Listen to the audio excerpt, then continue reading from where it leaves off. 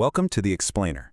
So today we're going to tackle a really big idea, the argument that our digital communication is fundamentally broken, and that to fix it, we have to reclaim the very idea of what communication even is. Okay, let's just start with this quote because, wow, it really gets to the heart of a problem I think we all feel, right?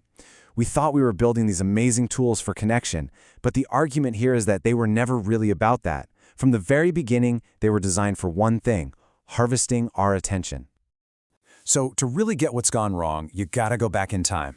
Think about a physical letter. When you sent it, that letter was like an extension of you. You had agency. You had a reasonable expectation it would get there. There was a clear path.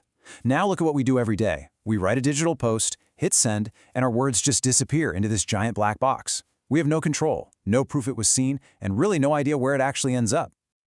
All right, so here's the game plan for this explainer. We're going to start by really understanding what we lost. Then we'll dive into the black box we've built and the pretty scary digital jail it might be leading to. But then we'll look at a new path forward, a way to reclaim our digital sovereignty with a system of proof. And that's going to leave us all with a really big choice to make. All right, first up, the letter that was lost. This is all about the fundamental trust and, as the source calls it, the broken covenant that happened when our conversations moved online. You know, the idea behind it was just so simple but so powerful. Your message was an extension of you. It didn't just carry your words, it carried your intent, your agency. It was your property on a journey. And that unspoken agreement, well, that was the entire foundation of trust and communication.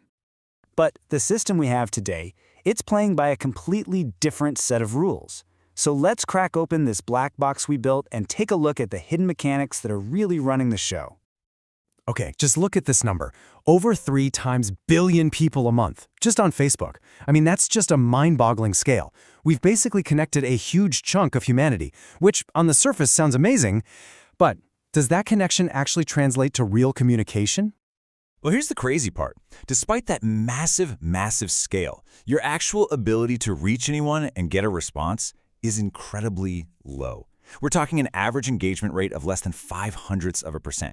It's like shouting into a stadium of 3 billion people and having almost no one hear a single word. So, if we're not being heard, what is getting through this filter? Well, this is where it gets really wild. This chart shows that false information is a whopping 70% more likely to be shared than the truth. So the black box isn't just bad at connecting us. It's actually incredibly good at amplifying things that are false. Okay, so take this already broken system, and now let's throw AI into the mix. This is where we get to something the source calls the coming digital jail. This quote just nails the evolution of the problem.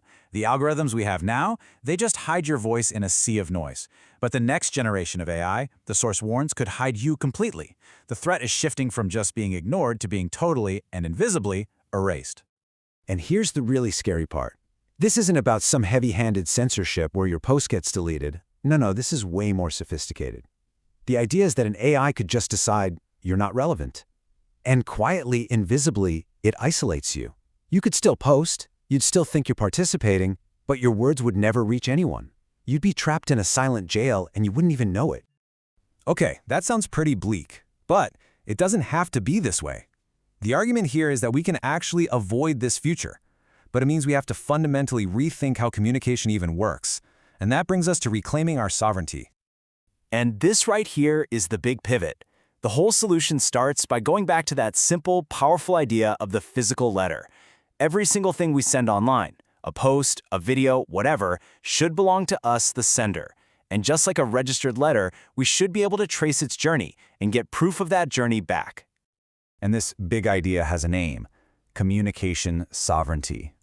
It's really just the principle that the stuff you create online, your words, your data, it's an extension of you. It's your digital property. And as the owner, you should be the one to control where it goes, not some platform's algorithm. So to make this real, the whole system would be built on 5 key principles. You've got precision reach, so you control your audience; provable delivery, so you know your message got there; privacy by design, built in from day one; two-way accountability, so you can hold institutions accountable; and finally, a huge one, economic realignment, to make sure value flows back to the creators. Okay, principles are great, but how do you actually build this thing? How do you turn these ideas into something real and accountable? Well, that's where we get to the proposal for a system of proof.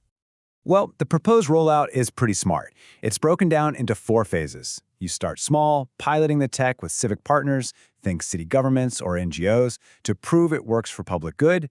Then you expand to creators and journalists. After that, you introduce a whole new economic model called brand currency. And then finally, you open the whole protocol up so anyone can build on it. And this is what I love. It shows this isn't just some pie-in-the-sky philosophy. This is a serious plan with real, measurable goals.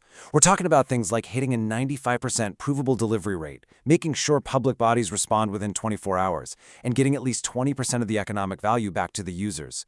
This is about building a system you can actually audit to see if it's fair and if it works. And all of this brings us to the final, and maybe the most important part of the argument, the choice we must make. Because the future of the internet, it's not written yet. When you boil it all down, we're standing at a fork in the road. It's a choice between 2 very different internets. On one side, you've got the extractive internet we have today, where algorithms decide what you see, platforms suck up all the value, and we, the users, are the product. And on the other side, you have this vision for a sovereign internet, where humans decide, value comes back to the people who create it, and we finally have real agency.